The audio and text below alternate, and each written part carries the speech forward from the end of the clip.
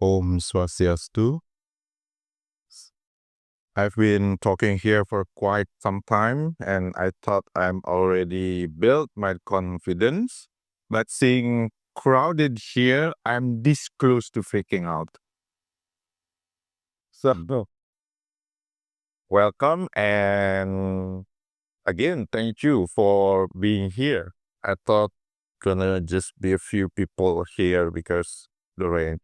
I don't know, but probably Usada kind of blessed here, probably by the deity of Ubud, because every time I'm about to talk here and it's heavy rain, the rain just kind of stop when it needed to stop. So probably Scott have some power there.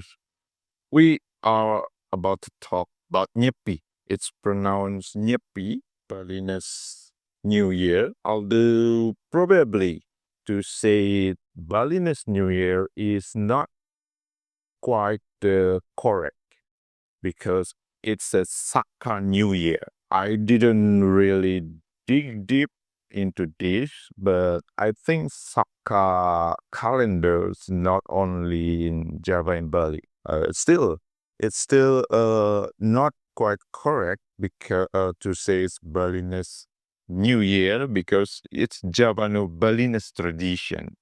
Despite probably in Java, it's not being observed anymore as it used to be. So Nyepi coming from word sepi.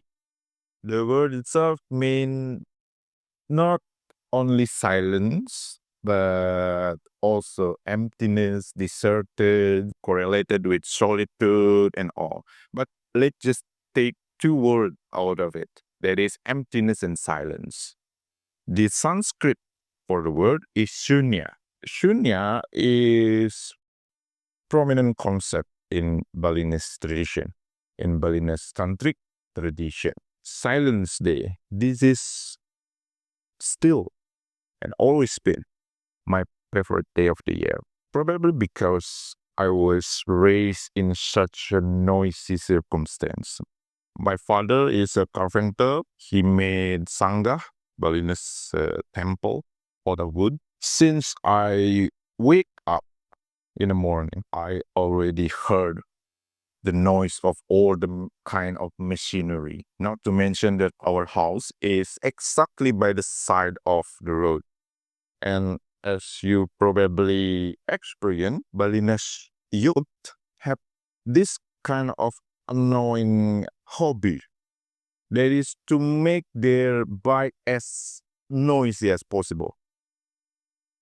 If they can make our ear bleed because of it, they're gonna do that. That's not funny especially when you have a baby, because it took a lot of effort to put the baby into sleep, and then that annoying yolk just passing by and all your effort just go away.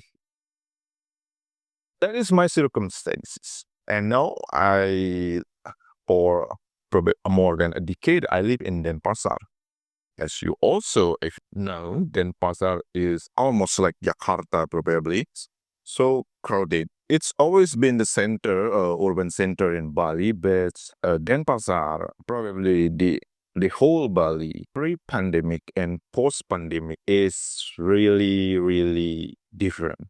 It lost more and more its peace and serenity it used to sell. Not quite like paradise anymore, probably. And all of a sudden, for one day, we have a day to just enjoy the silence, enjoy all the noise being shut down.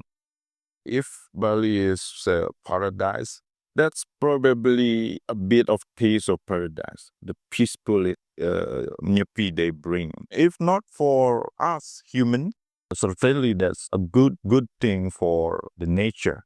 Balinese Silence Day come with sequence. So it's not just Silence Day. Probably two most important or two most popular day that we all know is Silence Day, and a day before that, the day of Ogoh-Ogoh. But the observance of Silence Day or Nyepi have began days before through Melasti.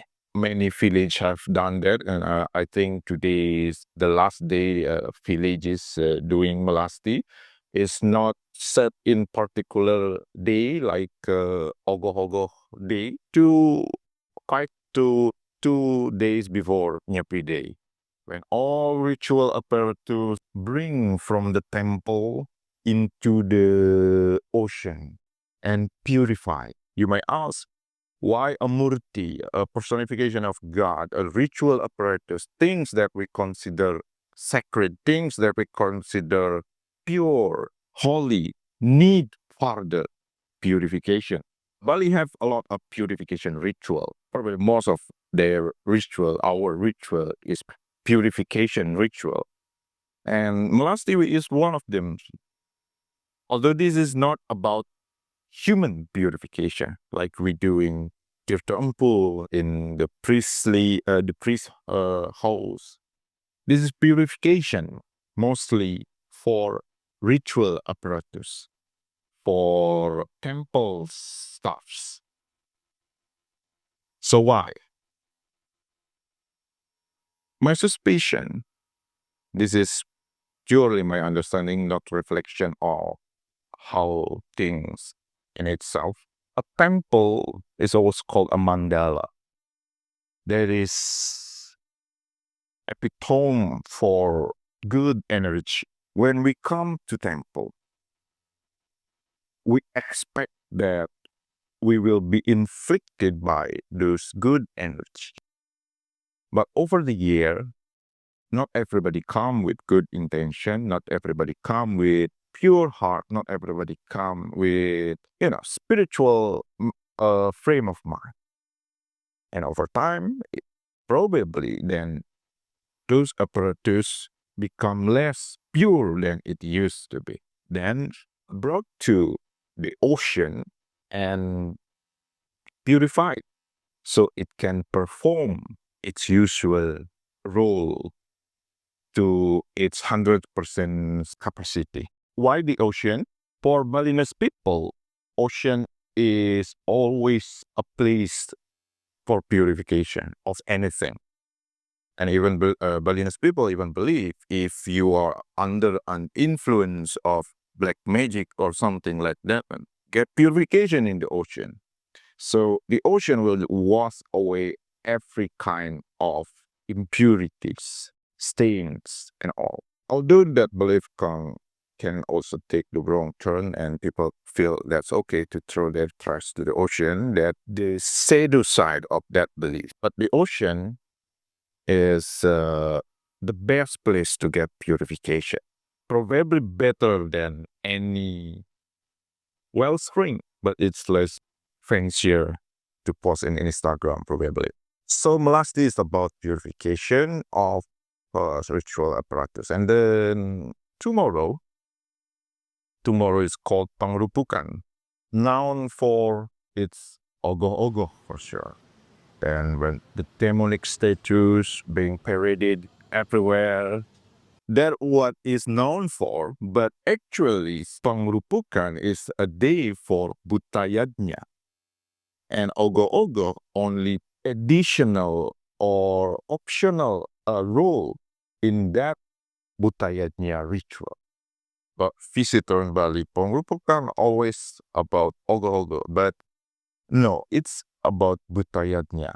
The main ritual in Pangrupukan Day is called Taur Agung Kesanga.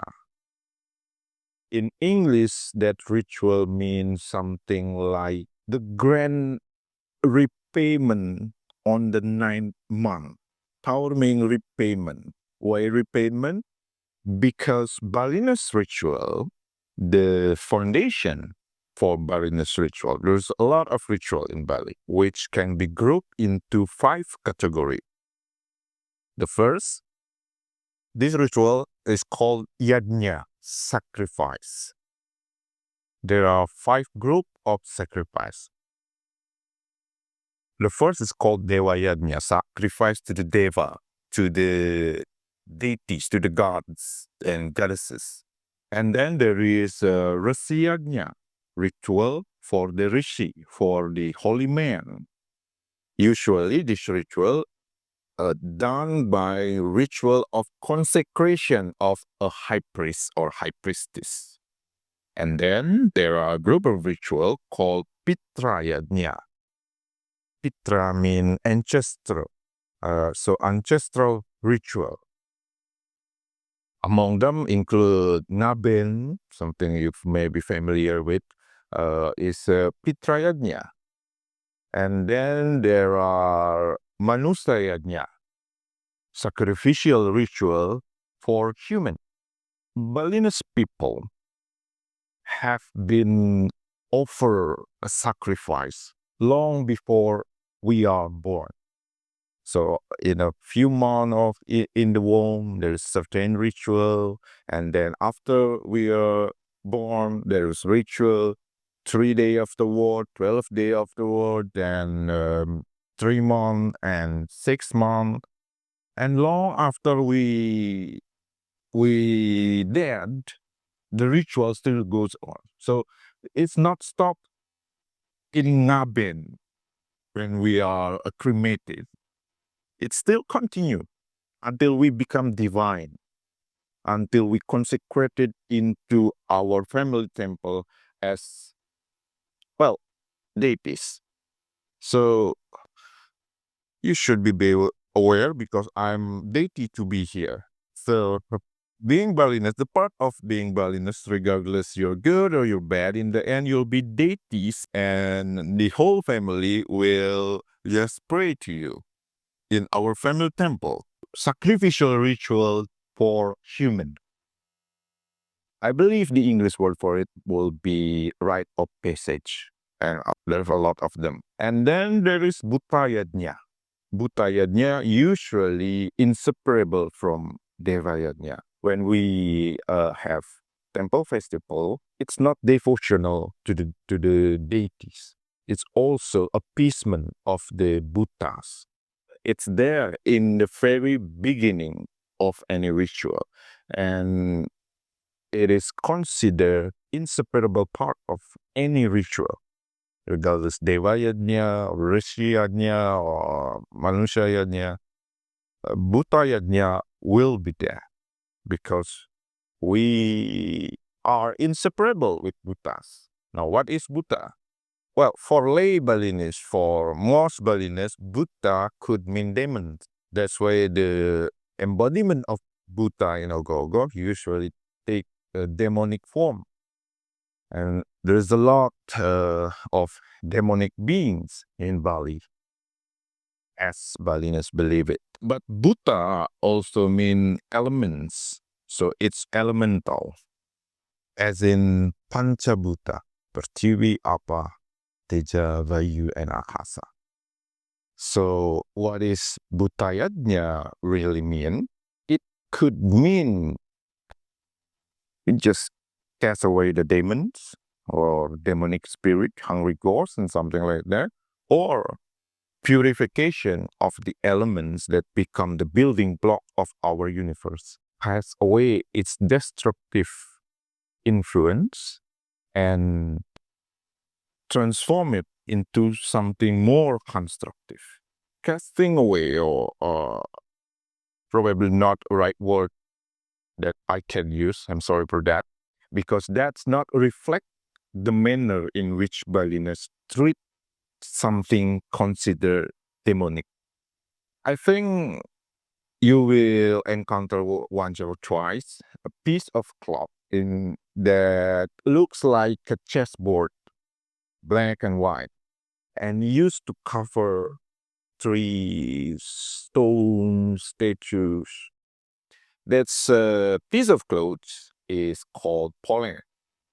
That is reflection of Balinese philosophical view that everything have 2 sides, divine and demonic, good and evil. Neither of the 2 can be cast away.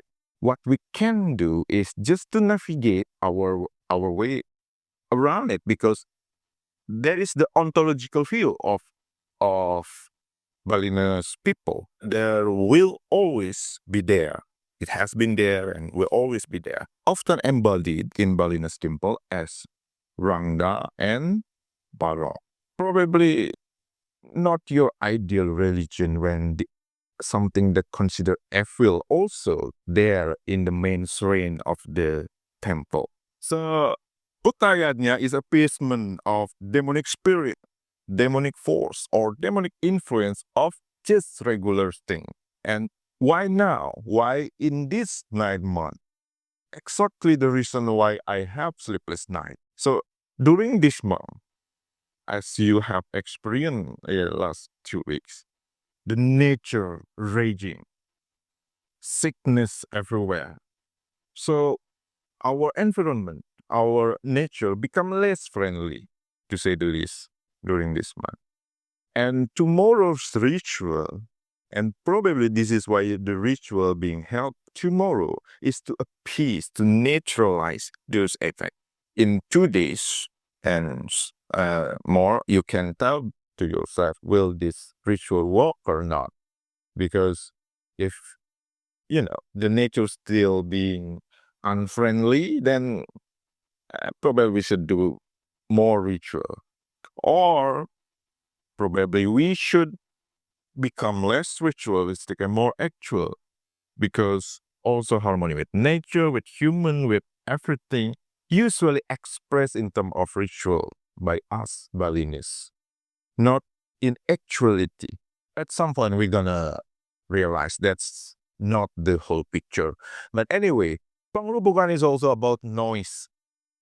So a day before silence, we make all kind of noise, all kind of song, and fire too.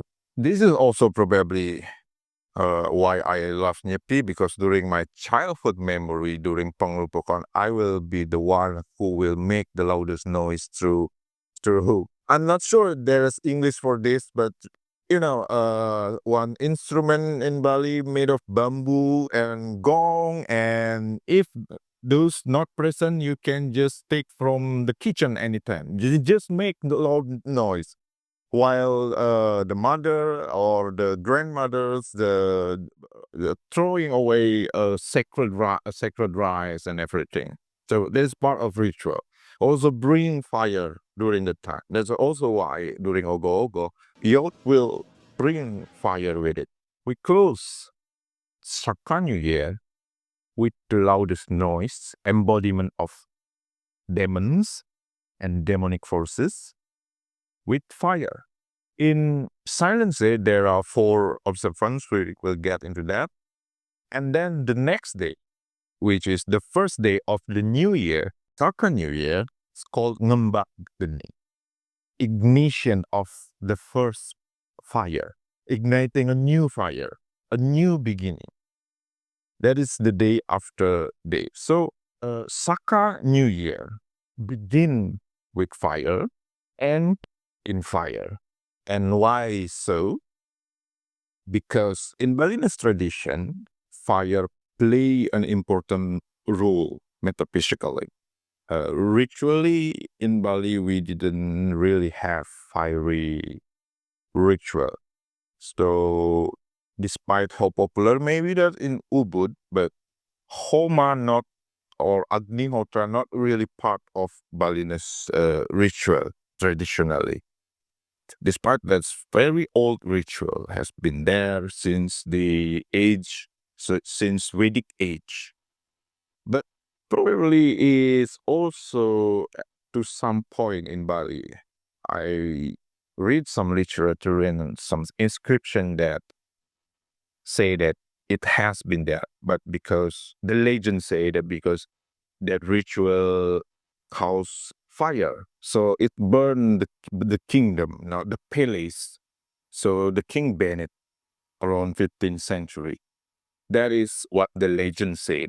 In Tantric philosophy, by Tantric philosophy, I mean philosophical and theological view as found in text categorized as Tantra. So this has nothing to do with Ubudiyang Tantra, I should say. So, in case we didn't in the same page, so this has nothing to do with, let's just say, Ubudiyang Tantra. You're laughing, so you know what I mean. Classical Tantra, according to Tantric philosophy, transcendent and the ultimate reality is called silence, or shunya, also called emptiness. And this silence then unfold into sounds. This emptiness unfold into various kind of beings. So in the beginning, as Balinese popular scripture would say, there is no sound, no earth, no nothing. So the language used there is negative language to denote the emptiness in the beginning. And then one spark of fire, of Sakti, unfold. This first Sakti is called Icha Sakti, divine urge, the divine desire to unfold, to emanate into various kind of tattvas, elements, and then manifest into, well, the world, the us human and animal and everything. So in Tantra, in India, in Bali, it's not creationist. This need to put in mind, in the sense that the world is not just there because some supernatural being, God, or whatever the word you use for that, created. So not creationist, it evolutionist, but nothing to do with, of course, with modern evolution, in a sense that it gradually emerged. And the first emergence is Icha Sakti, divine urge, divine desire. And this is the first fire that ignites the creation. Not just Sakha New Year. The entirety of cosmos begin with fire. That's what I'm saying. Fire of desire also here in human body, in us, as a humanly desire. This humanly desire play the same role as primordial desire. That is to experience. Our basic desire is just to experience anything. Even for some people, it's better to experience pain and suffering than to experience nothing, to feel nothing. The bigger the fire, the more we want to experience. We want this, we want that. Weaker the fire, the less we want to experience. Thus, to end the creation, to end the cycle of samsara, we need to chop down the fire. Also in New Year celebration, in Nyepi, there's no fire. So it's start with fire, end with fire. And fire is all there is because it's also symbolism of prana, of aksara, of sacred mantra, while emptiness is transcendent aspect of it. So it's beyond, according to many tantric types. There is no way we can experience the ultimate silence, the ultimate emptiness, or shunya, which is another name for Parama Shiva, unless we are dead. So liberation, complete liberation, only possible after death. That is a early tantric view in Siddhantika view. During Silence Day, there are 4 observances that Balinese ideally do.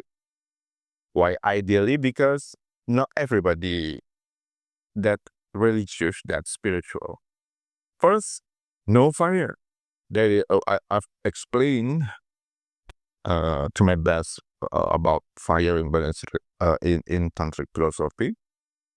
But in actuality, meaning no cooking, because cooking using fire. Please bear in mind this rule is made prior to Balinese knowing about oven or dry fryer or something like that. So yeah, since that's not using actual fire, we can discuss about that. And probably this rule need to be revised. So no fire, no cooking. That's why my mom usually wake up around 5 or 4 to cook, to prepare the food for the whole day, for the whole family. Why? Because Nyepi begin at 6. Unlike our usual calendars called Gregorian, which the day began as 12:01, Balinese calendar begin and end with the sun. So the new day begin when the sun rise, and the day end when the sun set. Thus, Nyepi begin around 6 a.m. and end 6 a.m. the next day. My mom used to wake up 4 to 5 just to cook, but right now she kind of give less shit about that. So, so yeah, as long as in the morning, she said, yeah. Who am I to debate her, right? Amati Karya, Karya mean work, no word. Karya mean also karma, another word for karma, variant for karma. And we were talking about karma. We are talking about something way wider than just do good things, avoid bad things, something like that. So during the certain states of unfolding, of emanation of the divine, there's unfolding of basic elements called panchakarmendriya, 5 organ of karma. And the kings of all the organ, which consists of the mouth, the hand, the feet, and so on. And the king of all the indriya is the mind. So take that into consideration. Amatikarya probably harder than we thought, because that's also meant to put organ of karma to shut down, including the mind. Seeing from meditative side, that is how it's done. Seeing from the actuality, just take a 1 day off. Karma is definition of life itself. There's no karma meaning, no life, because as long as we are an embodied being, we have body, meaning we have organ of karma, meaning we will always do karma. And then amati lelungan, go nowhere, just stay home. Amati the language. Few years ago, Balinese official decide that will take Nyepi Day into its extreme. That is to shut down the internet. Now, could you imagine when that happened today? You have a day when you can't check your email, when you can't see what's going on in Instagram and TikTok. I'm sure young people this day will just freak out and probably leaving Hinduism. Even with internet on, usually every year, I hope this year will gonna be different. Usually every year there is some kind of drama. Some people just like to make a saying, oh, I'm not Hindu, I didn't have to do Nyepi. Thus, they decide to establish a pop-up market during Silence Day. Oh, I'm not Balinese, I'm not Hindu, I didn't have to do Nyepi. Thus, they decide to go to picnic with their own family. There's that. Because, again, they didn't identify themselves as Balinese or Hinduism. But in case you didn't know, this has become a government rule. So regardless your religious identity, as long as you're in Bali, you should obey this rule. At least the actuality of it, the action of it. Although You probably notice also not everybody really stay at home in the sense that really in their home. M- Some come outside and just walking around the street. That's wrong, and that's why usually the pachalang is doing patrol. When you gonna see the streets so empty? When I'll leave, I don't know in your country, but in Indonesia, that has reached the point of impossible. So never, at least in Nyepi day. So the leaf still there in the street and all. Nyepi is really a day when I want to go out, not do meditation and I'm talking meditative practice, but that is really a day when I want to go out and just enjoy the silence all around. But still, it's prohibited. So, as the rule didn't care what you want. Philosophically speaking, those are all about Nyepi. Those are all we can talk about Nyepi. It's rule, it's regulation, it's a deeper meaning in sense of meditative practice. And here I'm just offering a quote from a text called Buana Kosa about the nature of silence, how Balinese view silence. So this text believed to come from 9th century, described which is Balinese Tantric text. Here, emptiness plays as another name for moksha, for Shiva. There is something transcendent and the ultimate reality. And that's to be experienced, as the text say. So I'm not there yet. I can testify from experience, but as the text say, it's experienced in the cave of the heart. So the ideal place to do Nyepi, how to contradict what I want, is to enter the cave of the heart and to meet Shiva there. You can try that yourself if you want. You know, the thing about Balinese, probably most esoteric texts is not exactly give you step by step how to do it and just describe poetically what and where and all generally. One thing, having said that, then it is also said that our true nature is silence. It's akin to, it's called spatika jnana, a state of consciousness that is like a crystal clear. A clear crystal can appear red when it reflects reddish color around it. It can appear blue and all the color, but that's all just reflection of everything outside of it. Its true nature, its true color is clarity. What I can conclude from reading dozens of texts is just to disidentify ourselves from all thoughts and all the noise inside our head.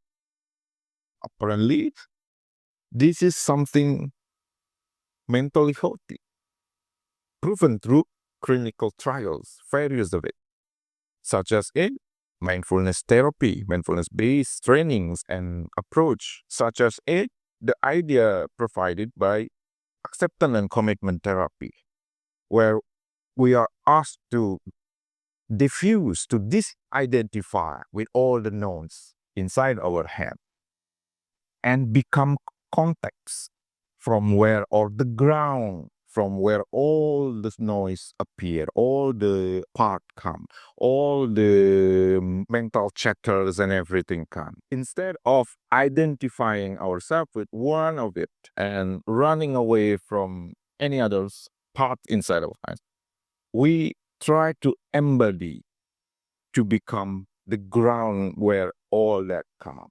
But this is not something negative.